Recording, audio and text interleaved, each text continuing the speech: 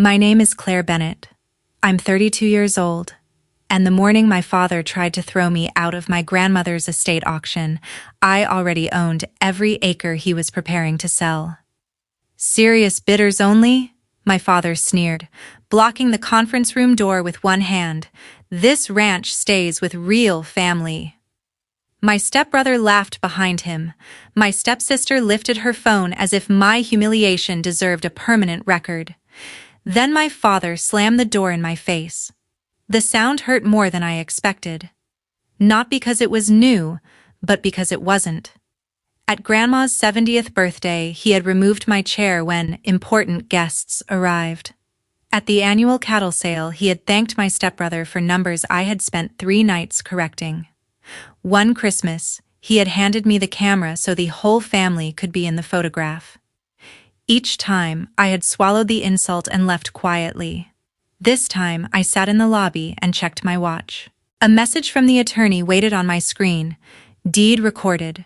Funds cleared. Let him start. This time, I stayed seated. 10 minutes later, the auctioneer stopped speaking. The attorney's voice cut through the room. The auction is cancelled. Mrs. Bennett sold Silver Creek Ranch 3 months ago. My father shouted, "To who?" I opened the door. "You're looking at her." He froze. His jaw dropped. And before that day ended, losing the ranch would become the smallest item on the bill he had spent years creating. Before I tell you what my father did next, and how his claimed courtroom victory collapsed in public, tell me what time it is where you are and where you're watching from. I want to see how far one slammed door can carry this story. My father, Nathan Bennett, recovered first. He always did when a room stopped obeying him. His shock hardened into a smile so thin it looked painful. "That's cute, Claire. Now stop interrupting a legal proceeding." Across the table, my stepbrother Brody shot out of his chair and grabbed the bidder packet. He was loud and permanently convinced confidence was competence. My stepsister Kayla scrolled through county records on her phone, losing color with every swipe. She had spent the previous month posting videos about the legacy property she planned to turn into an invitation-only retreat. The woman at the head of the table closed her leather folder. "This was never a legal auction," she said. "It was a private allocation meeting Mr. Bennett arranged against my written advice." That was Evelyn Price, my grandmother's attorney. Dad had ignored 3 emails warning him that the ranch could not be offered until a title report confirmed it belonged to the estate. An old 2018 trust schedule listed Silver Creek, and that was enough for him. He called the updated title a formality, printed glossy packets, and invited 2 cattle operators. No purchase could have closed that day, but Dad wanted a performance. Brody would bid with inheritance money, and the ranch would remain under Dad's control. "You said title verification was pending," Evelyn reminded him. "Pending does not mean sold." Dad snatched the top document from her folder. "Red Cedar Holdings? I've never heard of it." "You weren't supposed to." Brody tore open another packet and spread the pages across the table. "There's no buyer's name, just an LLC and some registered agent." "The buyer is named on every page," I said. "You just don't recognize the company." Kayla stepped toward me, holding out her phone like an accusation. "There are no pictures of you signing anything." "That is generally not a requirement for a real estate transfer." One of the invited cattlemen coughed to hide a laugh. Dad heard it. His face darkened, and he turned on the room. "Everybody out. This is a family dispute." "No," I said. "They should stay." Brody offered one of them grazing access he doesn't own. They deserve to hear the truth. Brody moved so quickly his chair struck the wall. He reached for Evelyn's folder, but she slid it away. "Do not touch my client's original records." "Your client is dead," Dad snapped. My client anticipated that sentence. Evelyn placed a certified deed on the table. It showed Silver Creek Ranch, all 2,860 acres, transferred to Red Cedar Holdings 92 days earlier. The county recording stamp sat in the upper right corner. The title company's seal sat beneath it. Mrs. Bennett retained independent counsel for the sale. I represented the transaction only after she completed 2 capacity evaluations and hired a separate attorney to review every term. Dad called the county recorder himself. We listened as he gave the parcel number, paced once around the table, then stopped. The clerk's answer was too quiet for us to hear, but we saw it land. His hand tightened around the phone. "There has to be a reversal," he said. "A filing error, a fraud alert."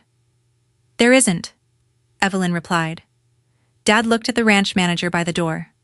"Call security. Remove her." The manager, Mateo Ruiz, didn't move. I took a document from my bag. "As of 8:00 this morning, the owner's representative controls access to this building. I'm revoking no one's access today, but stop ordering my employees to remove me from my property." For the first time, Dad looked afraid. Then he saw the tablet Evelyn had placed beside the deed. "Your mother recorded a statement," I said. "You can accuse me after you hear it." He struck the table with his palm. "I don't need a recording to know what you did." Evelyn pressed play anyway. Grandma Ruth appeared on the screen wearing the blue work shirt she used for livestock inspections. She was 81 when she made the recording, silver-haired and steady-eyed. There was nothing fragile about her voice. "Nathan, if you are watching this, you ignored Evelyn, relied on an outdated trust schedule, and tried to dispose of property you never checked. That is not grief. It is arrogance with paperwork." No one spoke. Dad stared at the screen as if he could intimidate a recording. Grandma explained the sale in plain terms. Red Cedar Holdings had commissioned 2 independent appraisals. The first valued the ranch at $715 million, the second at $7.4 million. We closed at $7.4 million. My company paid from retained earnings and a commercial land facility that I had personally negotiated.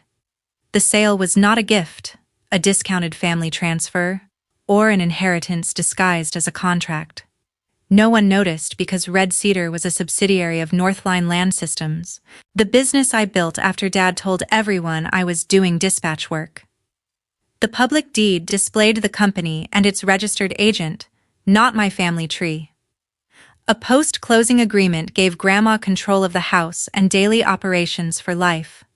Northline's inspectors arrived under ordinary labels: insurance review, water mapping, equipment inventory, and Grandma required the staff to keep the transition confidential. Dad had visited Silver Creek almost every day during those 3 months. He saw the same cattle, the same crew, and the same woman at the head of the breakfast table, so he never asked whether ownership had changed. He saw continuity and mistook it for entitlement. Grandma continued. "Claire did not approach me. I approached her after Nathan used ranch money to cover Brody's failed feed venture, then called it an operational advance. I asked Claire to audit 6 months of records. She found more problems in 4 hours than Nathan admitted in 4 years." Brody's mouth opened but no sound came out. "I sold because Silver Creek needed capital, competent oversight, and a future that did not depend on which relative could shout the loudest. Claire's company manages water data, grazing logistics, and soil restoration across 18 agricultural properties in 5 states. Last year, it helped those properties cut drought losses by 23%. She did not abandon ranch life. She learned how to keep ranches alive." I opened my laptop and showed them a live operations map. 18 properties pulsed across the screen. Reservoir levels updated beside veterinary schedules, maintenance, payroll, and grazing rotations. Silver Creek was already connected. Sensors at the North Wells had caught a leak and saved an estimated 4 million gallons of water. A pending beef contract rewarded verified regenerative practices, and 47 full-time jobs were budgeted through the next 2 years. Kayla lowered her phone. "You did all this?" "My team did. I built the team." Dad finally found his voice. "With her money." "No," Grandma answered from the screen as if she had heard him. "Claire built Northline before I became a client. She bought my ranch with her company's money. The sale proceeds were mine, and I used them while I was alive. Evelyn placed a second folder on the table. Grandma had funded the overdue employee retirement plan, paid every ranch debt, created a creek restoration trust, and placed the remainder into a rural apprenticeship foundation. The will left Dad her wedding china, photographs, and a letter. Brody received Grandpa's saddle. Kayla received Grandma's recipe box. No hidden cash waited behind the ranch. Kayla gripped the table. She gave strangers millions and left me recipes? Grandma's recording continued. Kayla, those recipes include the names of the women whose work you presented online as your own. Read them before you complain. Brody, the saddle was maintained for 60 years. Try preserving one useful thing before demanding another. Nathan, I am leaving you the truth without a lawyer's filter. You treated stewardship as a crown. It was a job, and you stopped doing it. Dad lunged for the tablet. Evelyn pulled it back before he reached it, and Mateo stepped between them. Dad shoved a stack of folders to the floor instead. This is coercion. Claire isolated her. Claire manufactured those evaluations. Claire hid behind a shell company because she knew this was dirty. I hid nothing from the seller, the title company, the lender, the county, or the tax authorities, I said. You were not a party to the transaction. I'm her son.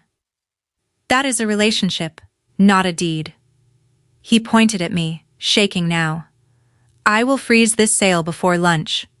I will sue you, your company, that lawyer, and every employee who helped you.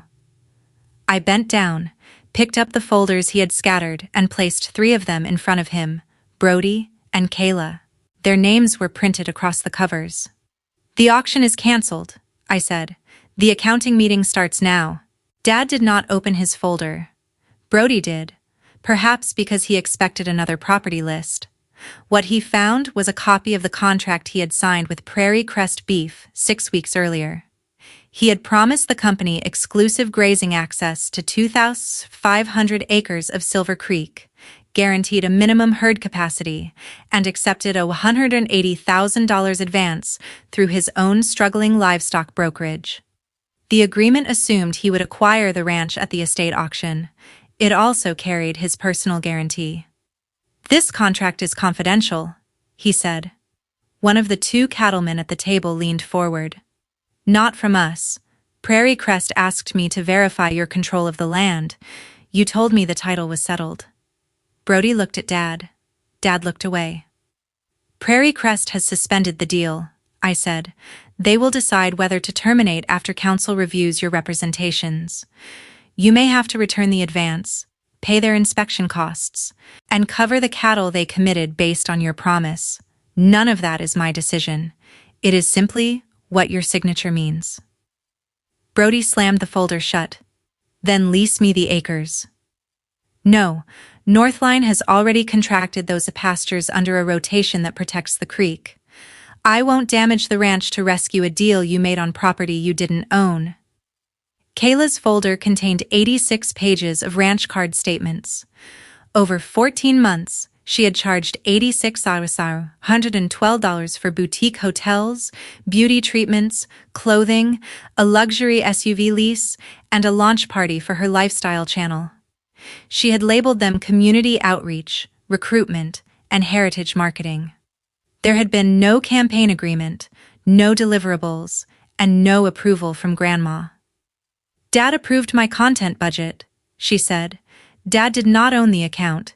He had limited operating authority, and you knew Grandma had rejected your proposal. You're calling me a thief in front of strangers.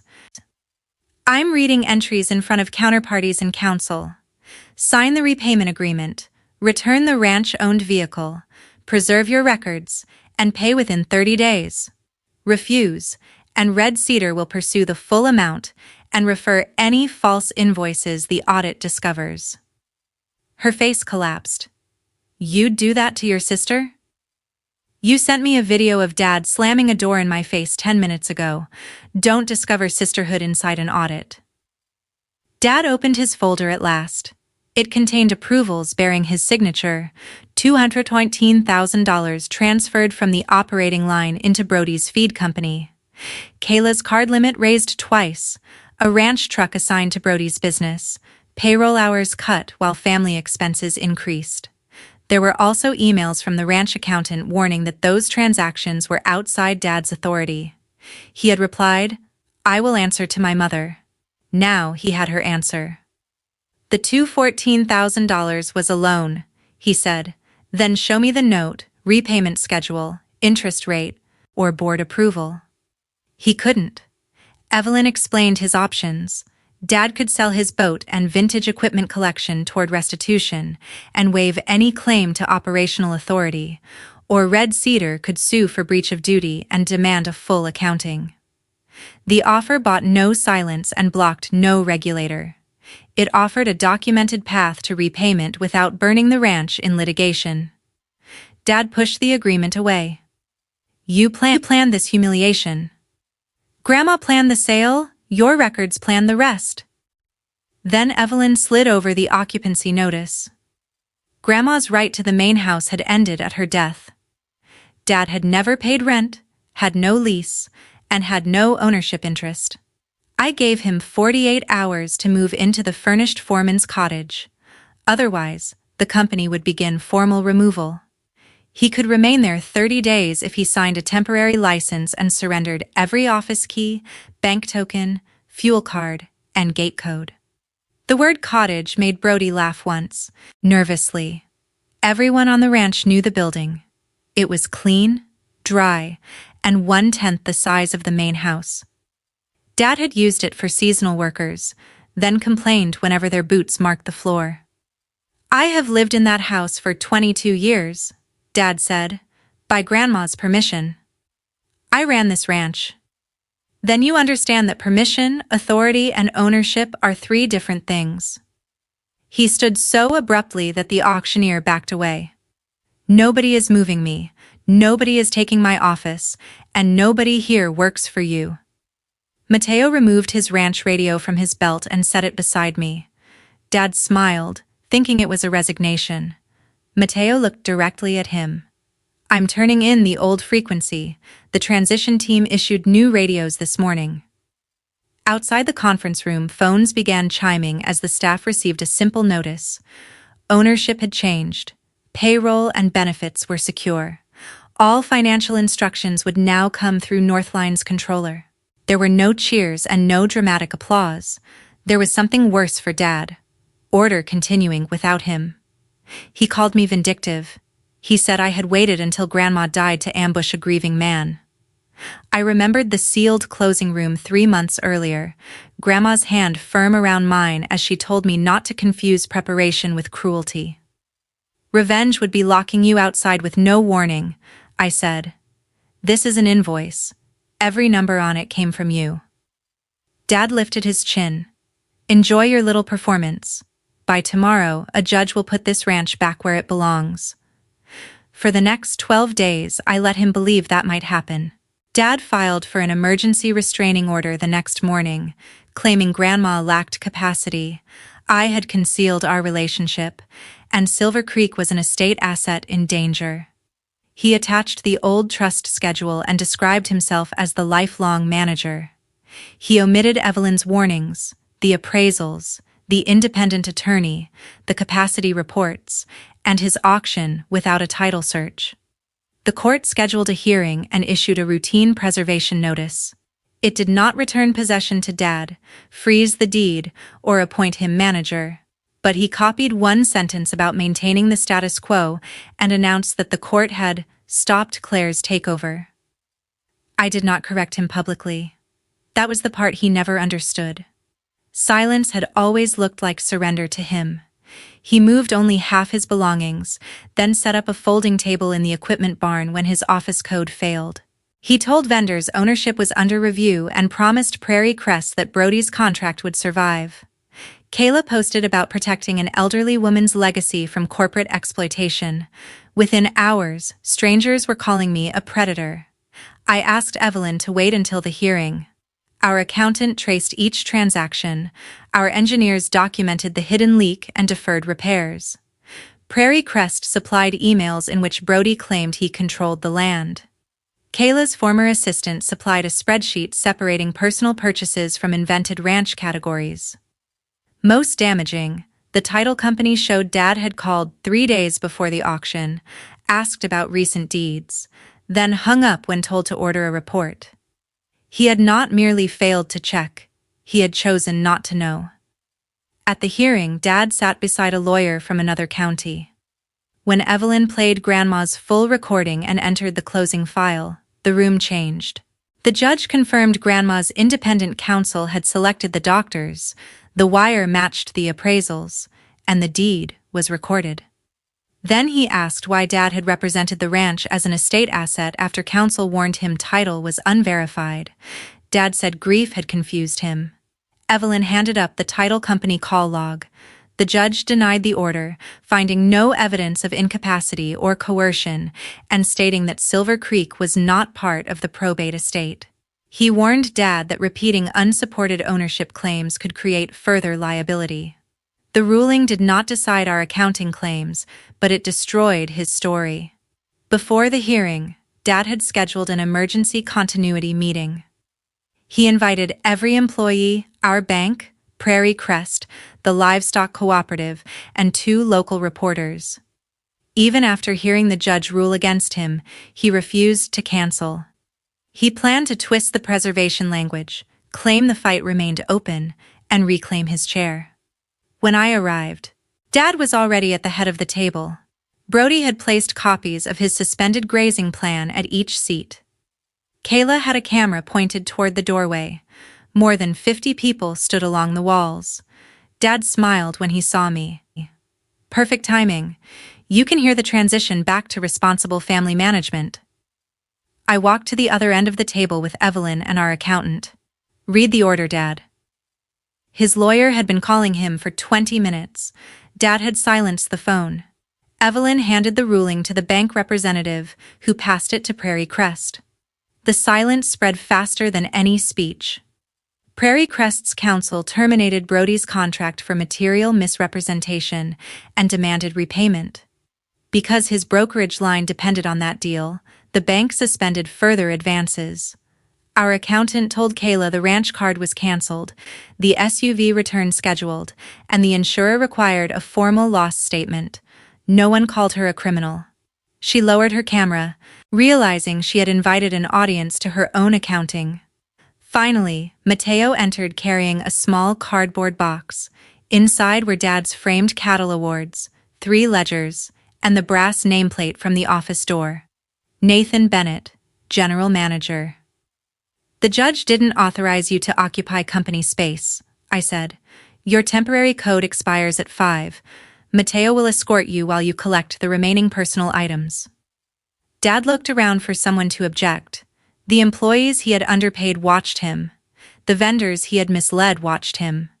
The reporters he had invited wrote everything down. He removed the office key from his ring and placed it on the table. It sounded smaller than the door he had slammed in my face, but the room heard it. That afternoon, the moving crew carried his clothes, family albums, and leather chair from the main house to the foreman's cottage. I stayed away from the windows. I had wanted accountability, but watching the bedroom where he had raised me become empty did not feel like winning. It felt like finally admitting that the father I had spent years trying to impress had preferred control to knowing me. Consequences moved quickly. Prairie Crest demanded its advance and costs from Brody. His business partner withdrew, a lender repossessed 2 trailers, and Brody sold his show horses before moving into a weekly rental. I knew because his settlement proposal listed the address. I did not pretend to know his thoughts. Kayla returned the SUV, sold designer pieces for her first payment, and left the guest wing. Sponsors paused her accounts after viewers found the court filing. She took an administrative hotel job under her legal name. I knew because it appeared on her first check. The livestock cooperative suspended Dad after Prairie Crest submitted his false statements. His boat and vintage tractors went up for sale under the settlement talks he had refused. In town, people stopped asking what Claire had done to Nathan and began asking what Nathan had done with Silver Creek's money. For 12 days, he had mistaken a procedural notice for victory. On the 13th, every person whose respect he valued watched the truth remove him from his own chair. 6 weeks later, Dad asked for a meeting. He arrived at my office 5 minutes early, carrying no lawyer's folder and wearing work boots that had not yet been broken in. The cottage license would expire in 9 days. His boat had sold, the equipment auction was scheduled, and his settlement payment still left a balance large enough to follow him for years. "I need a job," he said. Not, "I'm sorry." Not, "I was wrong." A job. The old part of me wanted to fill the silence for him. That was how our arguments had always ended. He withheld affection, I supplied understanding, and we called the result peace.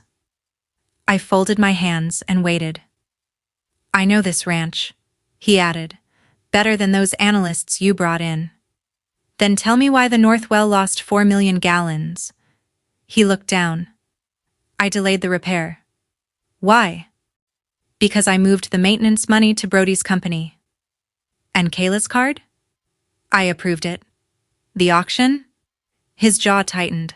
"Evelyn warned me." "The court petition?" I knew some of it was wrong. That was the first honest sentence he had given me in years. It did not erase anything. I placed a written offer on the desk. There would be no management title, office, purchasing authority, company card, or access to financial systems.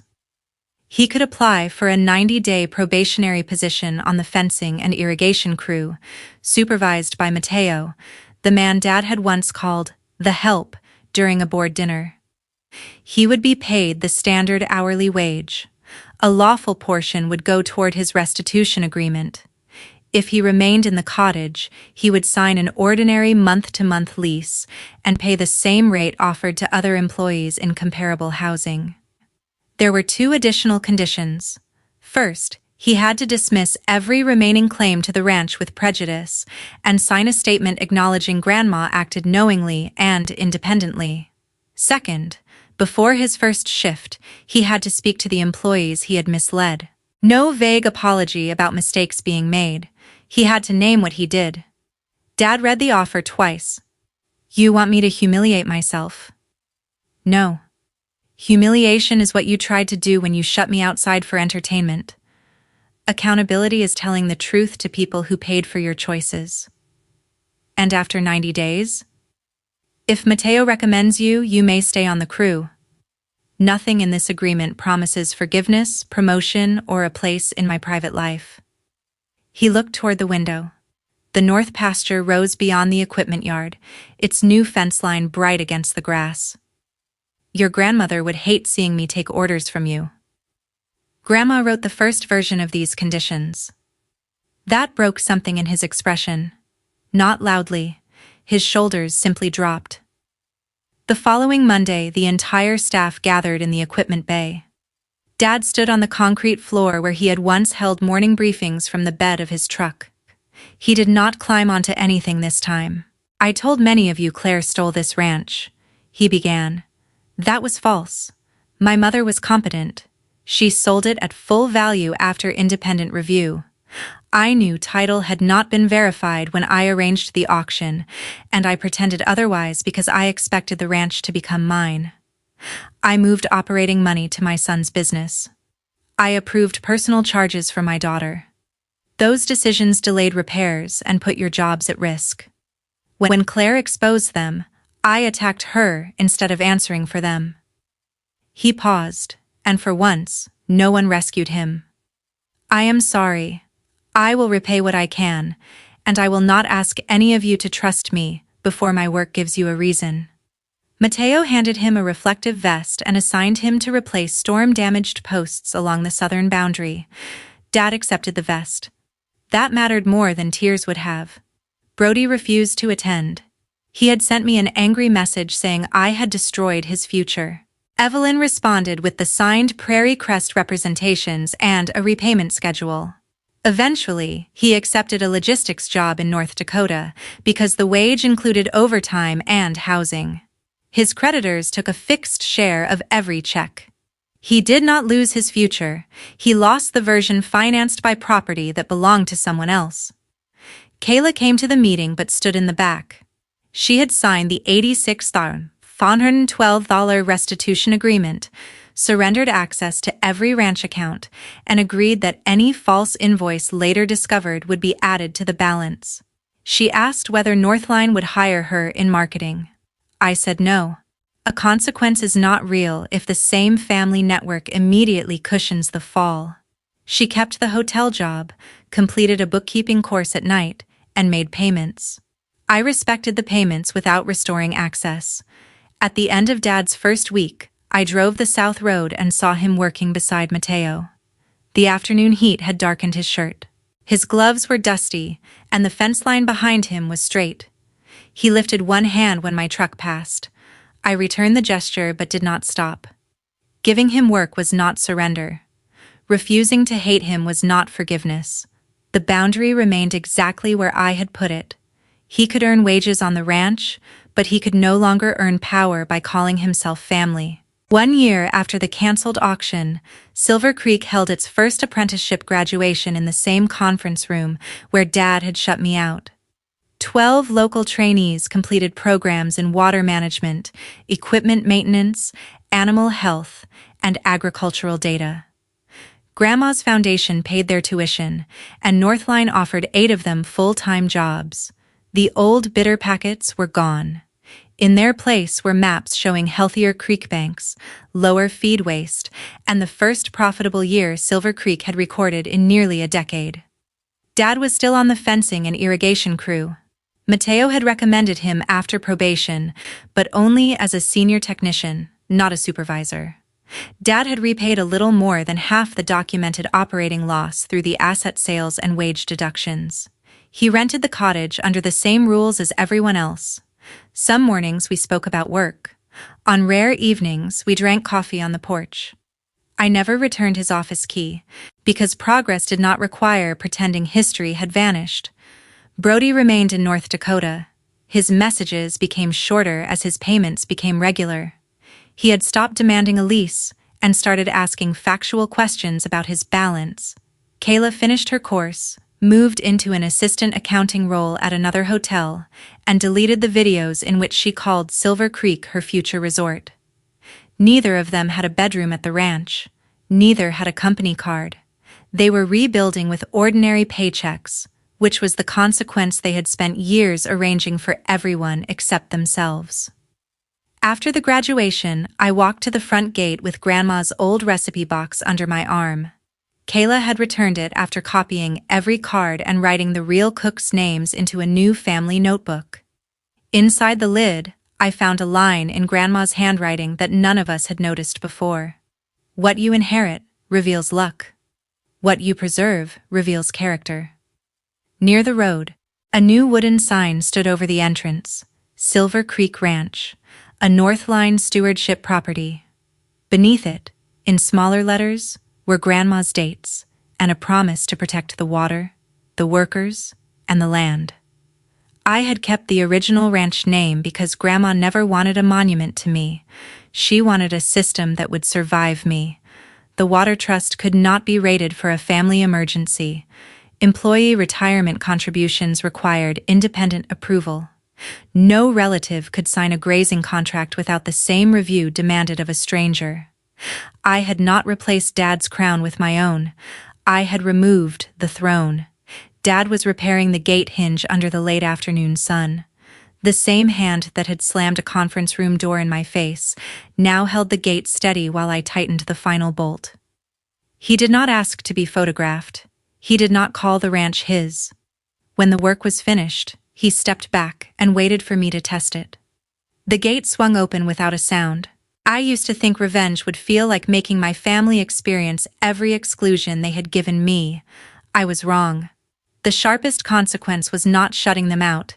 It was removing the power that had allowed them to decide who counted. then making every future privilege depend on truth, repayment, and work. Dad looked at the open gate and said, "Your grandmother chose well." I met his eyes. She chose carefully. Then I drove through, leaving this gate open for the employees arriving behind me, not because everyone deserved unlimited access, but because I finally understood that I owned the hinges. If the people who called you family only respected you after losing power, would you forgive them, or simply stop giving them keys? Thank you for watching the emotional journey with us. All events, characters, and conflicts are fictional and made only for entertainment and reflection. We hope it reminds you that the people who hurt you may try to return when they see your healing, but healing does not mean the door is open. Sometimes it means you finally have the strength to keep it closed.